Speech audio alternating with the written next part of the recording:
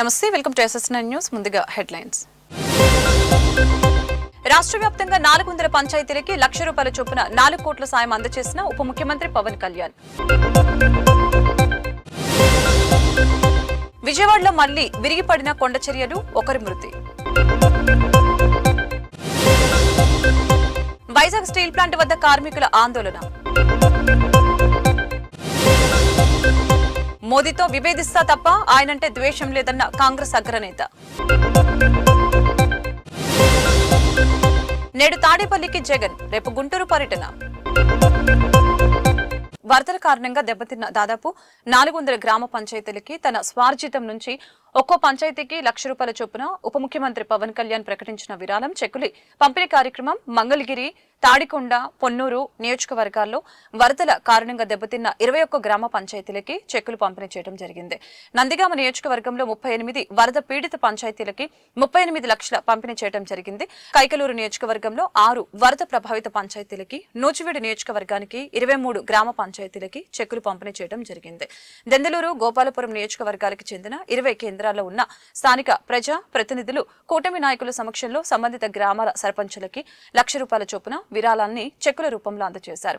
ఈ కార్యక్రమంలో Janasena party Mangalagiri incharge Chillapalli Srinivasu, Ponnuru MLA Dhulipala Narendra, Tadikonda MLA Tenali Sravan Kumar, ఇతర నాయకులు పాల్గొన్నారు.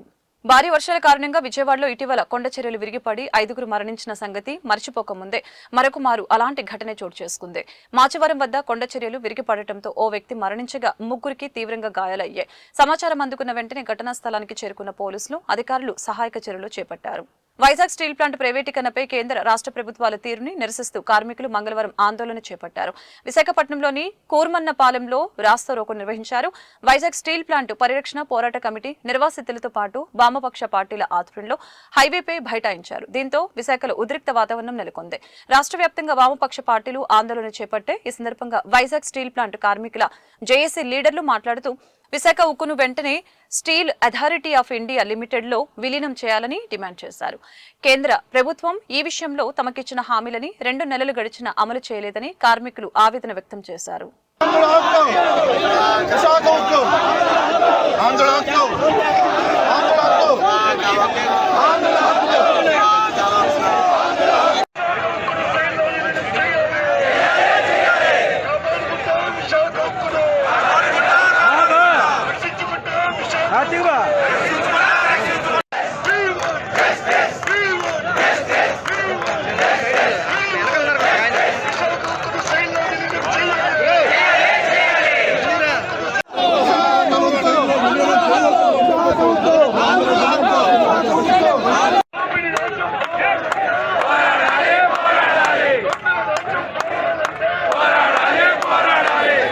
విశాఖ ఉక్కు తెలుగోడి హక్కు అంటూ 1307 రోజుల నుంచి ఉద్యమం నడుస్తూ ఉంది. రాష్ట్రంలో ప్రభుత్వం మారింది. కేంద్రంలో 3వసారి పటాపటి మెజారిటీతో బీజేపీ వచ్చింది. అయినా విశాఖపట్నం స్టీల్ ప్లాంట్ తాలూకా పరిస్థితులు మారలేదు. 14 కోట్ల మంది తెలుగు ప్రజలు ఆరాధ్యమైన విశాఖ ఉక్కుని పూర్తి స్థాయిలో నడపాలని మాత్రమే ప్రజలు పోరాడుతూ ఉన్నారు.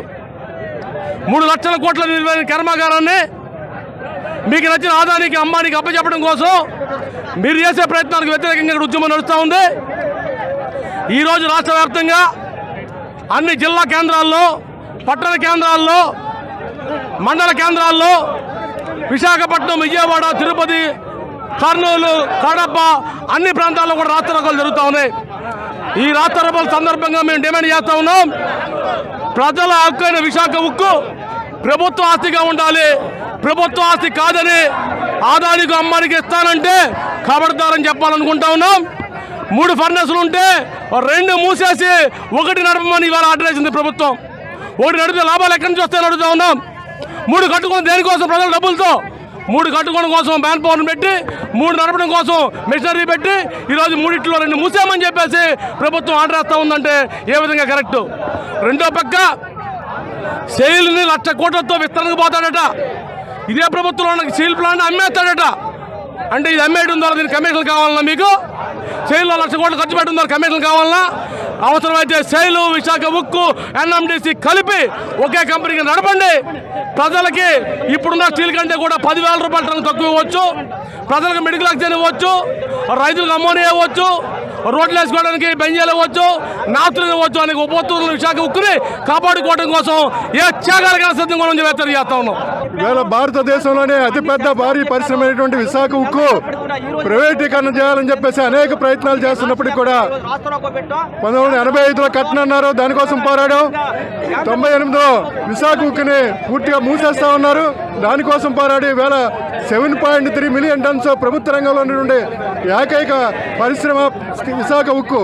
ఇవాళ సముద్రం ఉన్నటువంటి ఆదానికి గంగవరం పోర్టును అమ్మి ఆంధ్రప్రదేశ్లో ఉన్నటువంటి అతిపెద్ద ఫ్యాక్టరీని ఇవాళ విశాఖపట్నం స్టీల్ ప్లాంట్ని 10 లక్షల మందికి ఉపాధి చూపించేటువంటి ఫ్యాక్టరీని ఇవాళ నువ్వు అమ్ముతావు, మూసేస్తావని చెప్పేసి ఇవాళ కేంద్రంలో రెండోసారి అధికారంలోకి ఉన్న బీజేపీ ప్రభుత్వం ఒక హింసగా 3 బియ్యప్పులకి నడపవలసింది ఒకే బియ్యపు నడపండి అని చెప్పేసి కేంద్రం ఆదేశాలు చేస్తుంది. ఇవాళ కేంద్రం రాష్ట్ర ప్రభుత్వానికి తెలియజేస్తున్నాం, చంద్రబాబు నాయుడు గారు మీరు పోరాడతారా తెలుగు ప్రజల తరఫున, లేదా ఆంధ్రులందరం కూడా మేము పోరాడాలా? ఇవాళ జరుగుతున్నటువంటి అన్యాయం ఒక్క ఆంధ్రులకైనా, దేశంలో అనేక పబ్లిక్ సెక్టార్కి, ప్రైవేట్ సెక్టార్కి రాయితీలు ఇచ్చావు, ఇవాళ అనేక మంది రైట్ ఆఫ్లు చేసావు.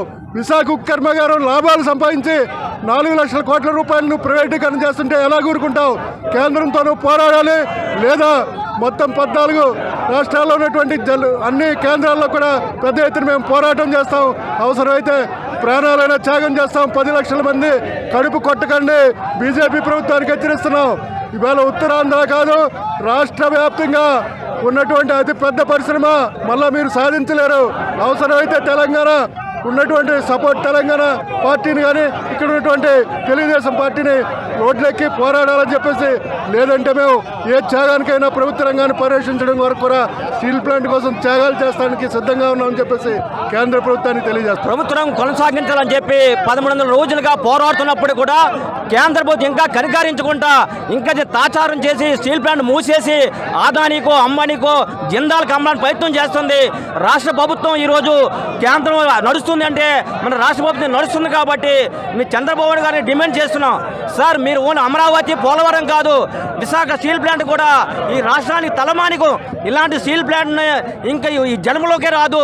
దయచేసి మీరు కేంద్ర ఒత్తిడి తీసుకొచ్చి విశాఖపట్నం స్టీల్ ప్లాంట్లో లక్షలాది మంది ఆధారపడుతున్నారు. ఉత్తరాంధ్ర జీవనాడి స్టీల్ ప్లాంట్ ముంచేశారు. ఇది పూర్తిగా మూసేయడానికి కేంద్రం ప్రయత్నం చేస్తుంది కాబట్టి తక్షణమే మీరు కేంద్ర ప్రభుత్వం ఒత్తిడి తీసుకొచ్చి విశాఖపట్నం స్టీల్ ప్లాంట్ సేల్లో మెర్జ్ చేయాలని చెప్పి మేము పోరాట కమిటీలో డిమాండ్ చేస్తున్నా. ఈ ఉద్యమంతో ఆగదు. మీకు 2 నెలలు టైం ఇచ్చాం, అయినా దీని మీద ఎటువంటి నిర్ణయం తీసుకోకపోవడం చాలా దుర్మార్గం. తెలుగు ప్రజలంటే మీకు చాలా అసూయ. కేంద్ర ప్రభుత్వానికి మిగతా స్టీల్ ప్లాంట్ ఎందుకు అమ్మట్లేదు, వైజాగ్ స్టీల్ ప్లాంట్ ఎందుకు అమ్మాలి అంటే ఆంధ్రప్రదేశ్ అంటే మీకు అంత తక్కువగా మీరు చూస్తున్నారు.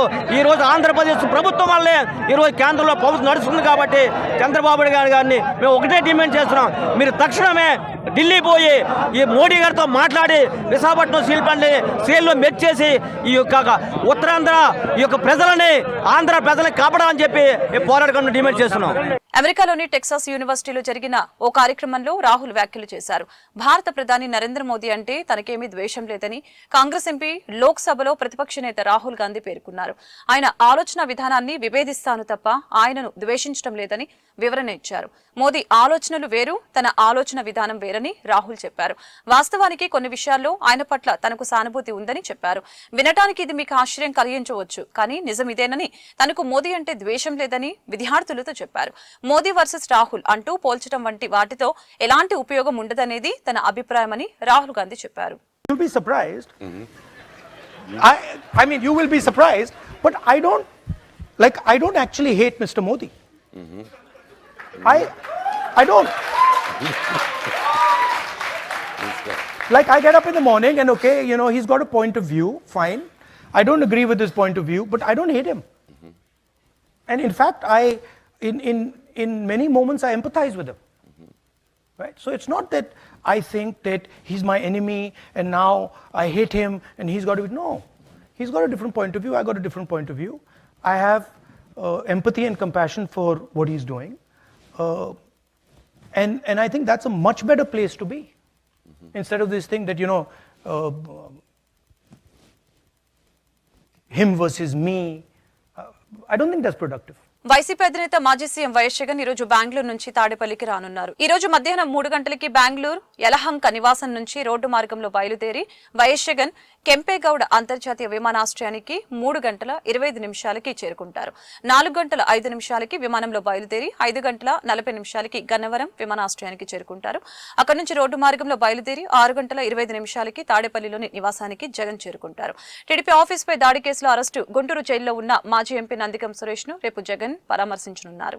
శ్రీకాకుళం జిల్లా ఇచ్చాపురం పట్టణ పరిధిలో గల ఆంధ్ర ఒరిస్సా సరిహద్దు ప్రాంతం పురుషోత్తపురం చెక్ పోస్టు వద్ద ఒరిస్సా నుంచి ఆంధ్రకు అక్రమంగా తరలిస్తున్న 25.5 కిలోల గంజాయిని ఇచ్చాపురం పోలీసులు పట్టుకున్నారు. ఈ సందర్భంగా శ్రీకాకుళం జిల్లా ఎస్పీ కేవి మహేశ్వర్ రెడ్డి ఇచ్చాపురం పట్టణ పోలీస్ స్టేషన్ లో పత్రికా సమావేశాన్ని నిర్వహించారు. ఎస్పీ మాట్లాడుతూ ఇచ్చాపురం పట్టణ పోలీస్ స్టేషన్ పరిధి పురుషోత్తపురం చెక్ పోస్టు దగ్గర పాన్ షాపులలో గంజాయి కలిగి ద్విచక్ర వాహనంతో ఉన్న 6గురిని పట్టుకున్నట్లు తెలిపారు. వీరి వద్ద నుంచి 25.5 కిలోల గంజాయిని 7 సెల్ ఫోన్లని స్వాధీనపరుచుకున్నారు. వీరిలో 3 ఇచ్చాపురానికి, 2 ఒరిస్సా గంజాం జిల్లాకు, 1 తమిళనాడుకు, తిరునవిల్లి జిల్లాకు చెందిన వారిగా తెలిపారు. వీరి నుంచి గంజాయిని, సెల్ ఫోన్లని, ద్విచక్ర వాహనాన్ని స్వాధీనపరుచుకున్నారు. దర్యాప్తు చేసి కేసు నమోదు చేసి కోర్టులో హాజరుపరుస్తామని అన్నారు. అక్రమ గంజాయి, మాదక ద్రవ్యాల తరలింపు ఎవరు చేసినా ఉపేక్షించేది లేదని హెచ్చరించారు. ఇచ్చాపురం టౌన్ పోలీస్ స్టేషన్ లిమిట్స్లో ఒక NDPS కేసు రిజిస్టర్ చేయడం జరిగింది. సో ఈ కేసుకి సంబంధించి టోటల్గా 25.56 కిలోస్ అంటే 25.5 కిలోలు గంజా అండ్ ఒక bike and 7 mobile phones and 6 అక్యూజ్డ్ని అరెస్ట్ చేయడం జరిగింది. ఇందులో మనకి ఒడిస్సాకి సంబంధించిన 2 రవీంద్ర సేతి, సింహాచల సేతి. సో వీళ్ళది మొత్తం మనకి పాత్రాపూర్ బ్లాక్ గంజాం డిస్ట్రిక్ట్ వీళ్ళది. సో అండ్ మనకి ఇచ్చాపురంకి సంబంధించి 3 so Chiranjeevi, Sahu and Savitri. So ఇక్కడ వీళ్ళు లోకల్గా ఉండి గాంజాని మనకి ఒడిస్సా నుంచి తీసుకొని వచ్చి ఇక్కడ నుంచి లారీస్లో ఎవరైతే మనకి తమిళనాడుకి వెళ్తున్నారో వాళ్ళకి సేల్ చేయడం అన్నది జరుగుతుంది. సో ఆ రిసీవర్ ఎవరైతే ఉన్నారో దానికి సంబంధించి కూడా ఒకరిని అరెస్ట్ చేయడం జరిగింది, తమిళనాడు స్టేట్కి సంబంధించి వాళ్ళని. సో దీనికి మనకి SDPO కాశీబుగ్గ గారి టీము అండ్ లోకల్ CISIs ఎవరైతే ఉన్నారో అండ్ SB టీము, సో వీళ్ళందరూ కోఆర్డినేటెడ్గా ఇది చేయడం జరిగింది.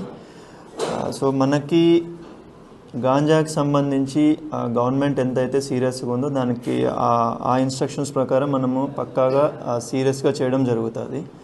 మనకి పబ్లిక్కి ఒక రిక్వెస్ట్ ఏంటంటే గాంజాకి సంబంధించి మీ దగ్గర ఎటువంటి ఇన్ఫర్మేషన్ ఉన్నా కూడా మనకి పోలీస్కి షేర్ చేయమని అడుగుతున్నాము. సో దట్ వాళ్ళపైన మనం స్ట్రిక్ట్ యాక్షన్ తీసుకోవడం జరుగుతుంది. అండ్ లోకల్గా ఎవరైతే మనకి కన్జంప్షన్ ఉందో కొన్ని ప్లేసెస్లో ఎస్పెషల్లీ యూత్ ఎవరైతే యూజ్ చేస్తున్నారో వాళ్ళందరికీ కూడా మన రిక్వెస్ట్ ఏంటంటే దయచేసి అది మనం మానేసేయాలి. అండ్ మనకి పబ్లిక్ కూడా దానికి సంబంధించి ఇన్ఫర్మేషన్ ఇస్తే వాళ్ళని రీహాబిలిటేషన్ సెంటర్స్కి తీసుకెళ్ళడం ఇవన్నీ చేస్తాము. I request public, police side నుంచి మనకి పబ్లిక్ని రిక్వెస్ట్ చేస్తున్నాము గాంజాకి సంబంధించి ఎటువంటి ఇన్ఫర్మేషన్ ఉన్నా ఇవ్వమని చెప్పి కోరుకుంటున్నాం. అవనిగడ్డ మండలం పులిగడ్డలో ఆక్విడెక్ట్ ని సోమవారం కృష్ణా జిల్లా collector DK Balaji, Avanigadda MLA మండలి బుద్ధ ప్రసాద్ పరిశీలించారు. ఈ గత వరదలకి ఇక్కడ వరద ఏ స్థాయిలో వచ్చిందనే అంశం పరిశీలించారు. దివిసీమకు సాగునీటిని అందిస్తున్న కాల్వని పరిశీలించారు. కార్యక్రమంలో నియోజకవర్గ యువ నాయకులు మండలి వెంకట్రాం, అధికారులు, నాయకులు, ఏఈలు పాల్గొన్నారు. జేసీఏ వారోత్సవాల సందర్భంగా JCA Srikakulam main, JCA Srikakulam green సిటీలు సంయుక్తంగా కార్యక్రమాలని సోమవారం స్థానిక చైతన్య సహకార న్యూనియర్ కళాశాలలో ఘనంగా నిర్వహించారు. ఏపీ వర్కింగ్ జర్నలిస్ట్ ఫెడరేషన్ రాష్ట్ర కార్యదర్శి కొంక్యాన వేణుగోపాల్ ముఖ్య అతిథిగా పాల్గొన్నారు. జెండాను ఎగురవేసి కార్యక్రమాన్ని ప్రారంభించారు. జేసీఐకు ఎనలేని సేవలు అందించిన అధ్యక్షులకి పేరు పేరున అభినందనలు తెలిపారు. సమాజంలో ఎదుగుదల, మంచి నాయకునిగా గుర్తింపు రావాలంటే జేసీఐలో సభ్యులుగా ఉండాలని, నేటి యువతకు జేసీఐ కార్యక్రమాలలో భాగస్వామ్యం చేయాలని అన్నారు. జేసీ జామీ భీమా శంకర్ మాట్లాడుతూ కొంక్యాన కుటుంబంతో స్నేహబంధం ఉందని, కొంక్యాన కుటుంబం నిర్విరామ సామాజిక సేవలు కొనసాగిస్తూ నగర ప్రజలకి చేరువయ్యారని గుర్తు చేశారు. జేసీఏ సభ్యులకు అభినందనలు తెలిపారు. ఇందులో భాగంగా JCA green city, JCI Srikakulam main కుటుంబ సభ్యులంతా స్థానిక శాంత అనురాగ నిలయంలో పిల్లలకి, వృద్ధులకి, అనాథలకి పళ్ళు పలహారాలను అందజేశారు. అనంతరం జేసీ సభ్యులకు బహుమతిని అందించి శాల్వాతో ఘనంగా సత్కరించారు.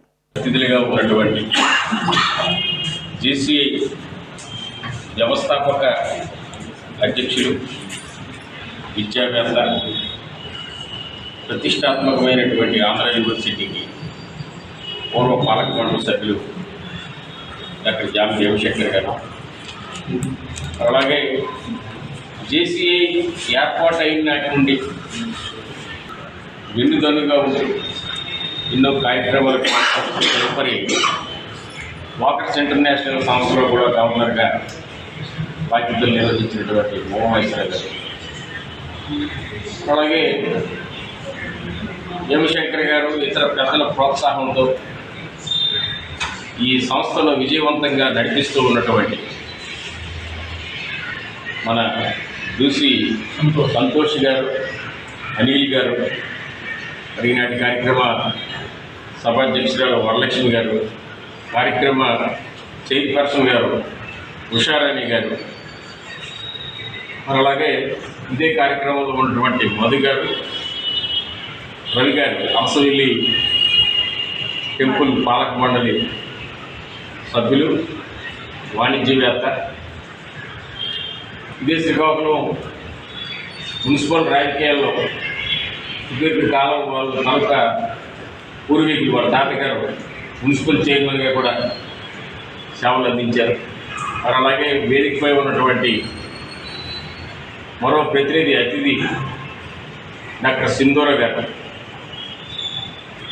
మేడం ఇదివరకు కూడాను ఉషారాణి గారు ఈవెంట్ చేసినప్పుడు నేను ఒక అతిథి, ఒక అద్భుతమైన కార్యక్రమం ఉషారాణి గారు నిర్వహిస్తే ఆవిడ సహాయ సహకారాలు అందించారు.